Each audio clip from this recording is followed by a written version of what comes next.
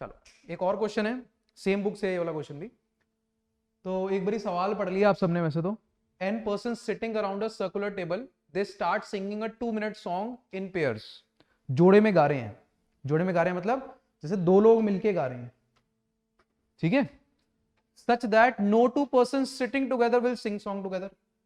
ठीक है, मतलब वो कह रहे हैं कि ऐसे राउंड टेबल कॉन्फ्रेंस चल रही है, राउंड टेबल में जो आपके साथ वाला है वो आपके साथ पेयर बना के गाना नहीं गा रहा है।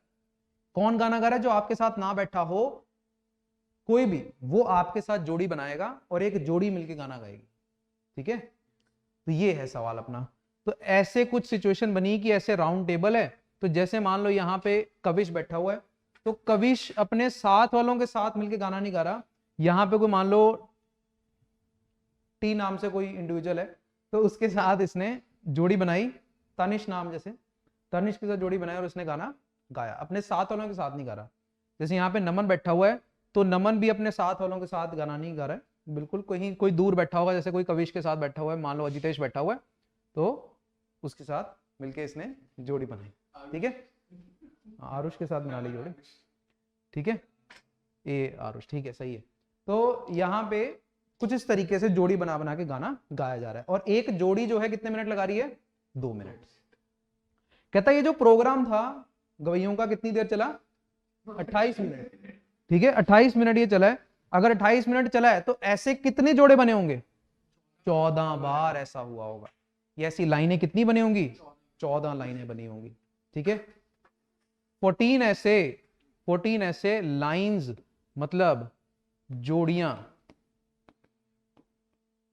ठीक है, बनी होंगी, क्योंकि 28 मिनट लिए ना, तो एक जोड़ी कितने मिनट ले रही है? 2 मिनट, ठीक है। यहां तक एकदम क्लियर है।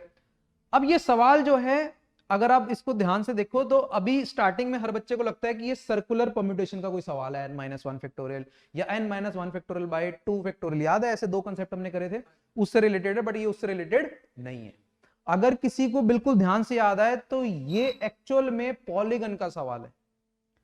एक सवाल हमने किया था रेगुलर क्लास में कि हमारे पास अगर n साइडेड पॉलीगन है तो उसके डायगोनल्स कितने बनेंगे? याद है सबको? मतलब सवाल आपने पिछला सवाल भी जो किया, वो क्वेश्चन की सिचुएशन डिफरेंट होगी, बट उसको सोल्यूशन देने वाला जो कंसेप्ट था वो बिल्कुल ही डिफरेंट था, और वो हमने रेगुलर में किया हुआ था। और ये भी काम कितनी बार हमने सवाल किए हैं, ठीक है। पॉलीगन, एन साइडेड पॉलीगन, उसके डायगोनल्स कितने होते हैं, ठीक है। यह एक सवाल था, मैंने दे दिया था कि डायगोनल्स इतने हैं तो बताओ कितने साइडेड पॉलीगन रहा होगा। करेक्ट है कि नहीं? क्यों? क्योंकि कुछ ऐसी सिचुएशन वहां पे भी बनी। कैसे डायगोनल कैसे बन रहे होते हैं? मान लो अगर हमारे पास n साइडेड, मान लो 6 साइडेड पॉलीगन है हमारे पास, हेक्सागन, तो वहां पे अगर हमें डायगोनल बनाना है, तो डायगोनल बनाने के लिए हमने अगर एक वर्टेक्स को मान लिया तो दूसरा वर्टेक्स जो है साथ वाला नहीं होना चाहिए। ये डायगोनल बनाएगा ऐसे, ये भी डायगोनल बनाएगा और ये भी डायगोनल बनाएगा। ये बात समझ पा रहे हो कि नहीं? तो नंबर ऑफ डायगोनल्स कितने थे ये मेरे हिसाब से सबको याद होता है। कितना होता है? Number of diagonals equals nc2। n vertex में से 2 वर्टेक्स कोई भी उठा लो एक्सेप्ट दी साइड्स। साइड्स कितनी है? n। और उसका आंसर कितना आना चाहिए इस केस में? nc2 minus n। कितने बार ये प्रोग्राम चला? 14 बार। समझ में आया कि नहीं? तो यहां से हमारा n का वैल्यू आएगा। अब इसके बाद जो आपको सॉल्व करना है वो सिंपल है, n into n minus 1/2 minus n equals to 14। Clear? अब इसके बाद इसको सॉल्व करना है, n minus 1/2 minus 1 equals to 14। तो यहां पे हमारे पास बन जाएगा n इंटू n माइनस 3। वैसे तो ये भी कईयों ने फॉर्मूला याद किया होता है, n into n minus 3/2।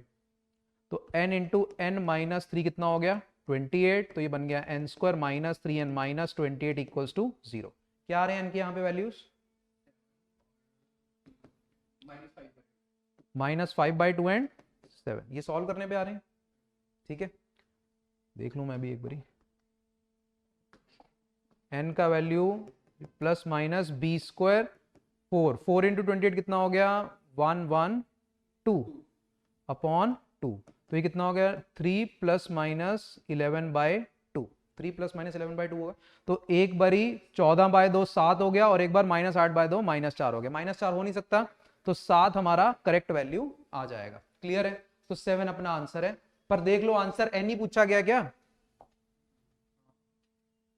Find n, ठीक है। कई बार कुछ और भी पूछ लेते हैं ना। क्लियर है सबको? किसी को दिक्कत? मैंने लास्ट में क्यों चेक किया n? क्योंकि कई बार सवाल ऐसा आता है कि वो n स्क्वायर पूछ लेता है, कई बार 2n पूछ लेता है, कई बार 7n पूछ लेता है, ठीक है। तो ये भी ध्यान रखना, जैसे पिछले सवाल में भी क्या था, हमारा आंसर 560 आ गया था, बट उसने क्या पूछा, 10th डिजिट उसका क्या है। क्लियर?